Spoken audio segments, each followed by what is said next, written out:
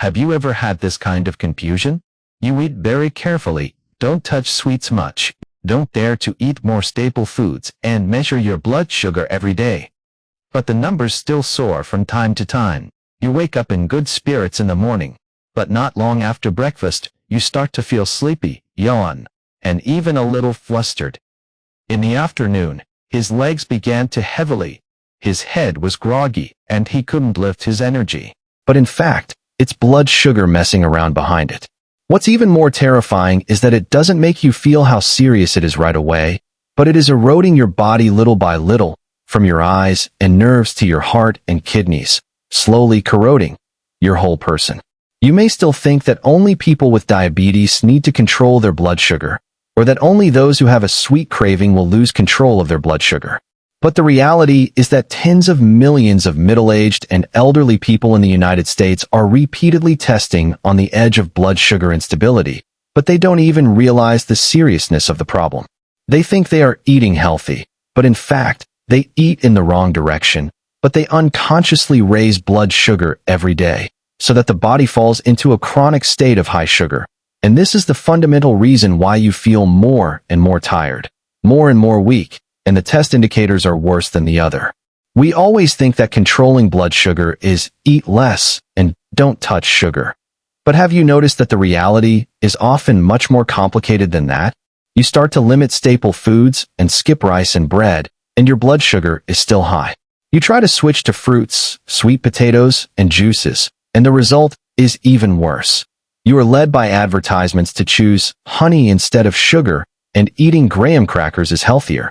And after a few months, not only did your blood sugar not drop, but even your insulin level soared. Is it really that we are not working hard enough, not restrained enough? Or are we simply deceived by healthy-looking food? I have to be honest and say that the truth is often shocking. A lot of what you eat every day, under the banner of natural, sugar-free, and healthy, is actually a blood sugar accelerator. They raise blood sugar faster than white sugar, but they make you think you're eating healthy. And just like that, you can push your blood sugar up one bite at a time. Have you ever noticed why you are more likely to get sleepy after drinking a glass of freshly squeezed juice every morning? Why can't you eat sweet potato puree with honey for dinner, but your blood sugar still can't be lowered? Why is it that the more you eat high-fiber graham crackers, the weaker your body becomes, the fatter and more anxious you become? The answer lies in your healthy eating habits. And today, we are going to uncover this truth together. You will find that the foods you think are good for blood sugar are actually wolves in sheep's clothing. And what can really help you stabilize blood sugar, reduce pancreatic pressure, and delay the rate of aging is actually another batch of ingredients that you may never have paid attention to. I will take you step by step to figure out what is the real natural insulin food, which foods are slow to raise blood sugar, strong anti-inflammatory, and high satiety, so that you can eat satisfied, but your blood sugar is as stable as a mountain.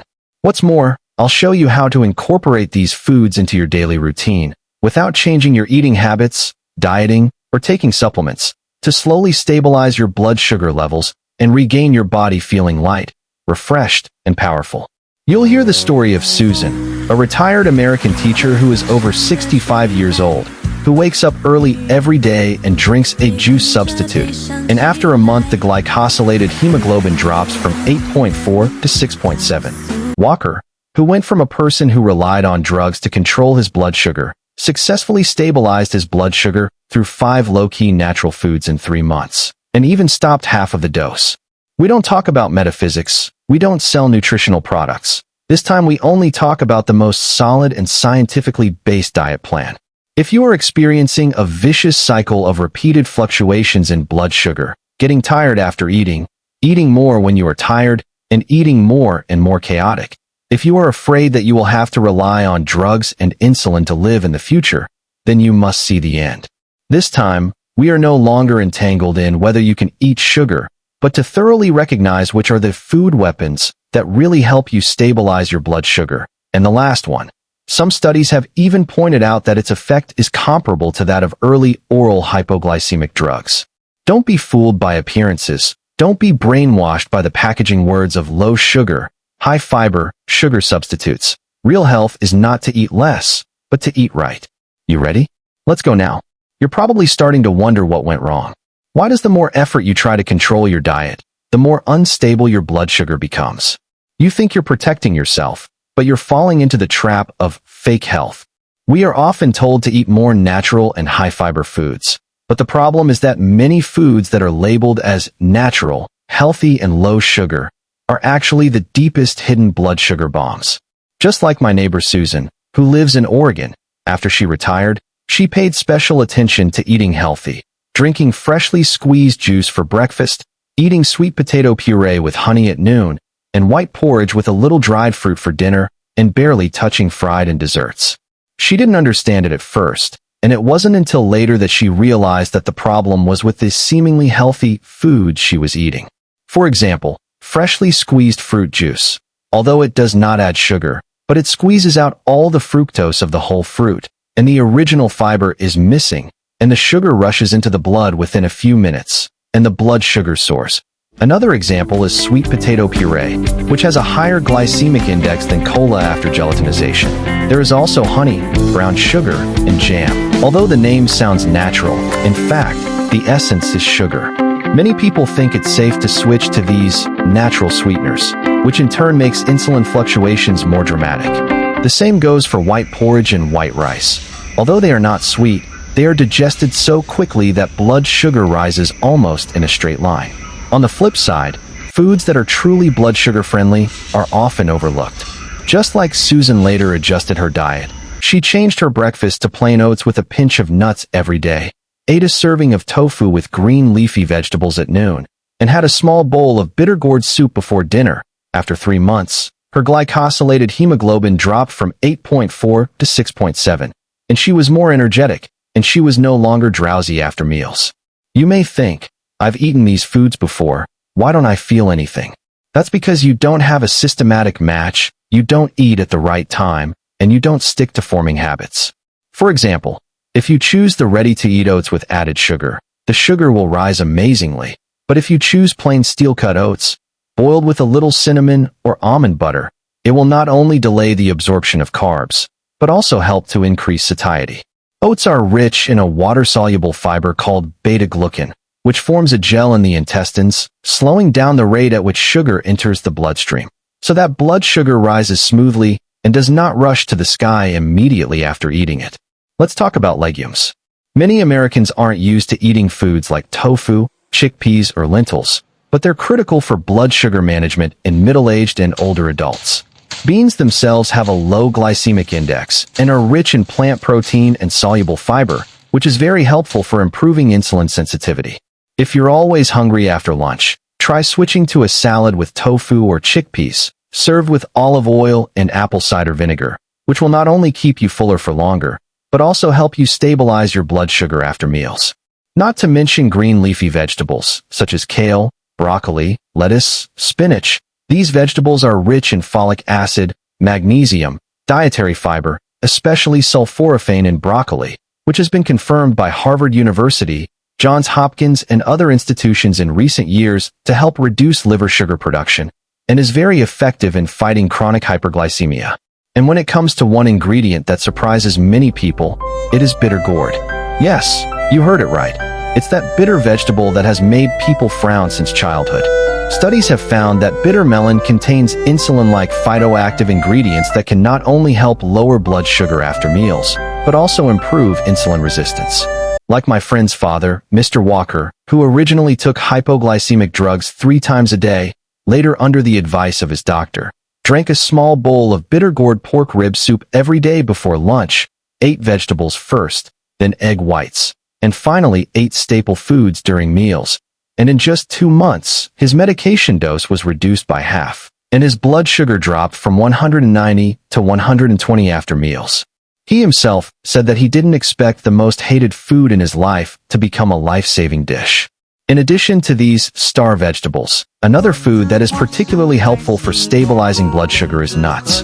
In particular, plain almonds, walnuts, cashew nuts, and pistachios, which are rich in healthy fats, magnesium, and vegetable proteins, can slow down the absorption of carbohydrates before a meal, and can also increase satiety and avoid overeating. Be sure to choose plain nuts that are unsalted, sugary, and unprocessed, rather than the spiced and frosted snacks you find in the supermarket. It's as simple as sprinkling a few nuts on top of your breakfast oats, or eating a dozen instead of crackers in the afternoon when you're hungry. Many people worry that nuts are high in calories, but in fact, a small handful a day will not make you fat, but it is very beneficial to insulin regulation. The results will be even more pronounced if you can incorporate these foods into your daily diet while following a few simple but key meal order rules.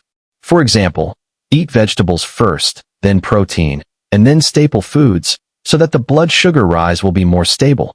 For example, chew more than 15 times per bite to allow the food to mix saliva well in the mouth, which helps to release enzymes. Another example is to try not to eat 3 hours before bedtime, so that the pancreas can rest completely at night.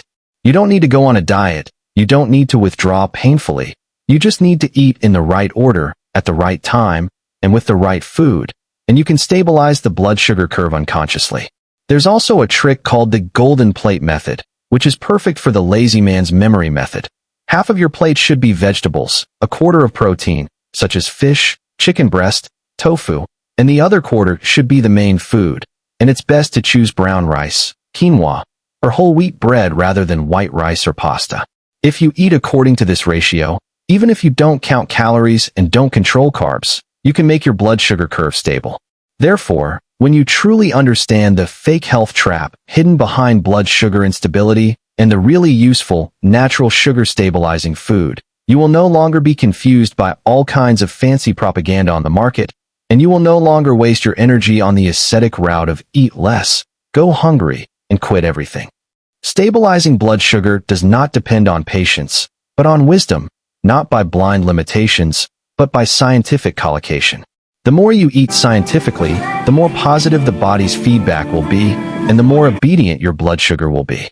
Next, we will take you to see what you think are healthy, pseudo-good foods that are actually super fast glycemic and are silently pushing you to the brink of high blood sugar.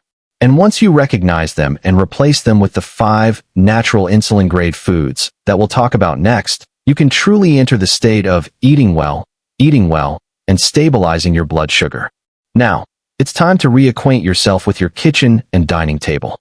So you see, what can really stabilize blood sugar, lighten your body, and get your life back on track is never those fancy supplements, nor the so-called sugar quitting limit challenge, but these most ordinary, real, and easily ignored foods that you eat every day. If you're willing to shift your focus from what to eat less to what to eat a little bit, you're on the right track.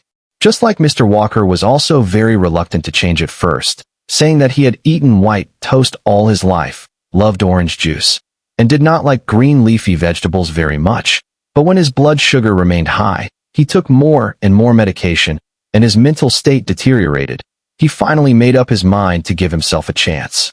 Instead of overturning his old habits all at once, he started with breakfast, swapped juice for plain oats and nuts, and white toast for whole wheat bun cakes, plus a little hard-boiled egg and spinach, and in less than 2 weeks, his blood sugar dropped significantly after meals, and he was no longer so sleepy.